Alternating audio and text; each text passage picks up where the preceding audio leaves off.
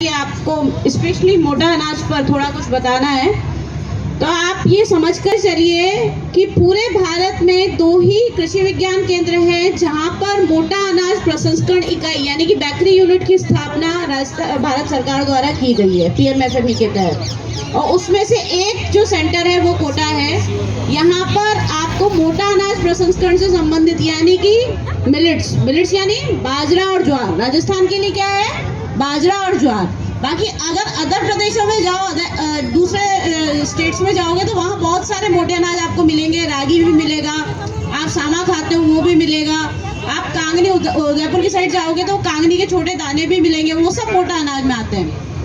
परंतु अगर हम हमारे क्षेत्र की बात करें तो हमारे क्षेत्र में ज्वार और बाजरे को विशेष तौर पर मोटा अनाज के रूप में पहचाना जाता है। पूरा मसाला प्रसंस्करण यूनिट ले रखी है, उस पर भी free of cost training programme कराते हैं।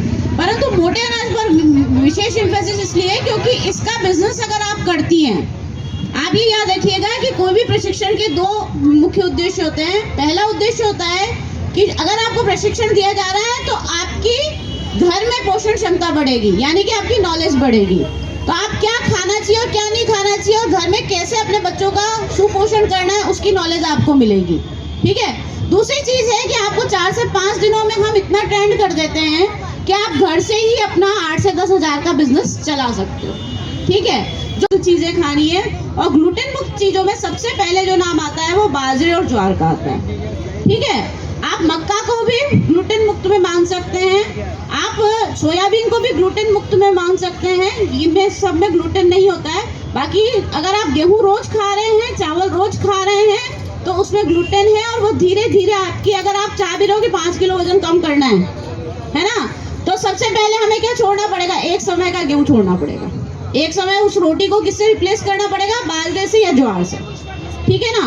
आप सामा खा सकते हो, सामे का खिचड़ी खाते हैं ना अपन व्रत में, वो खा सकते हो, वो भी मोटे अनाज का पर्याय है। आप बाजरे की रोटी खा सकते हो, बाजरे का खिचड़ा खा सकते हो, और आप खुद 7 दिनों बाद आपको फर्क नजर आएगा आपकी बॉडी में, क्योंकि इसमें क्या होता है, फाइबर का कंटेंट बहुत अच्छा होता है। दूसरा, कई बच्चों में क्या होता है, हीमोग्लोबिन की कमी होती है, यानी खून की कमी होती है। तो आयरन रिच जो है वो सबसे बड़ा प्रोडक्ट अगर सस्ते स्तर पर उपलब्ध है भारत में तो वो बाजरा है। क्यों आयरन का नहीं होता, इसका 70 ppm आयरन है।